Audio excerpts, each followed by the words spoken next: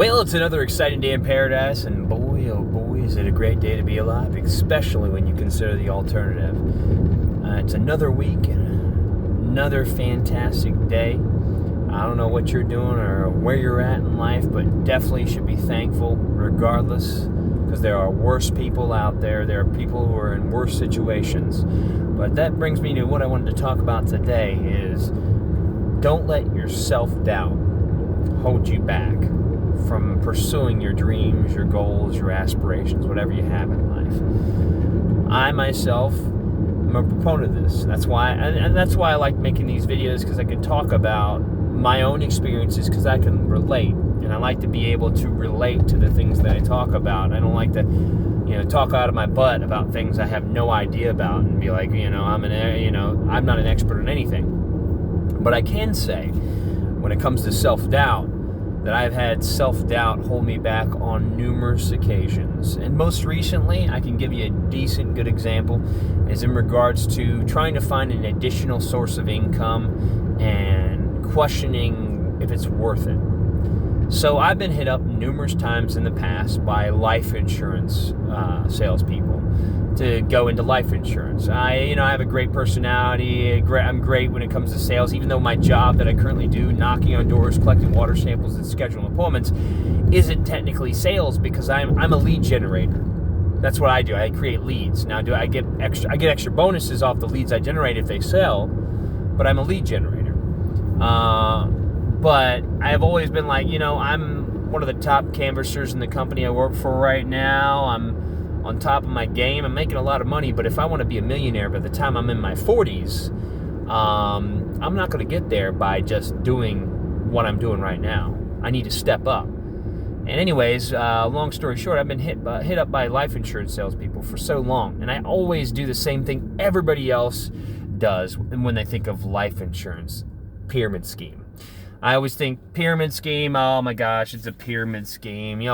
They're really heavy on recruiting and getting people to work for the company and people to work underneath you so you can make more money and stuff like that. It's all a pyramid scheme. It's almost like they don't even care about the life insurance aspect of the things. But I didn't really give it a shot. I'd half-assed it. Pardon my language. I halfway did it. I even at one point actually did the licensing and passed the licensing, and then told the dude that at the time was trying to hire me, I said, hey, you know what, I got college that I'm doing, the VI, the Montgomery GI Bill. I got college that I'm doing. I don't know if I'll have time to commit to this, so I'm going to go ahead and say no for right now. And I recently realized, even though I am taking college twice a week, and I am working 6 days a week, I still have about 6 to 8 hours of free time most days, except for the 2 days I take college, where I'm sitting around playing video games. I love video games.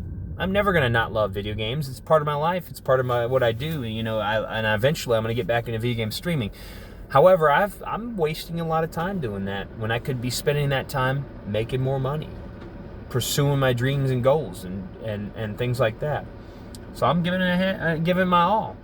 And literally within the first couple days of the training process, which basically is talking to people and you care about, your loved ones, friends and family, and trying to basically convince them to listen to a free video, a 30-minute Zoom meeting call with the person who's hired me, and just take notes on how they talk to the people, how they do the talk about life insurance and recruiting and things like that. And that's it. It's free.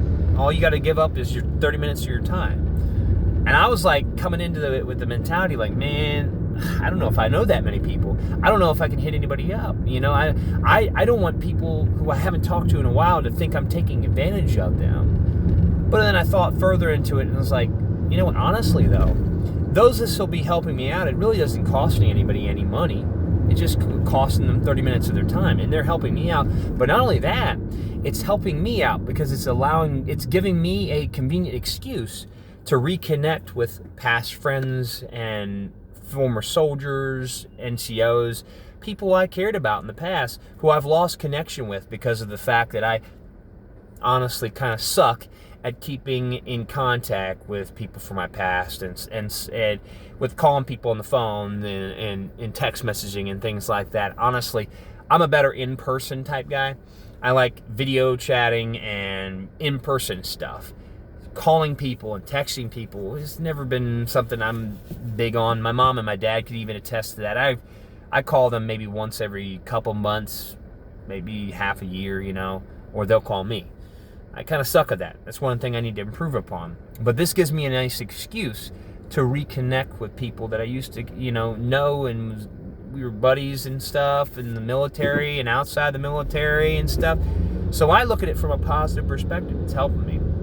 But my self-doubt, back to the original, what I was talking about before I went on a little rant, my self-doubt was holding me back from doing that.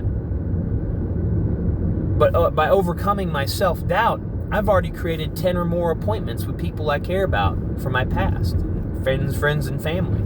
10 or more people are willing to, do a Zoom meeting call for like 30 minutes. I didn't think anybody was going to be willing to do that.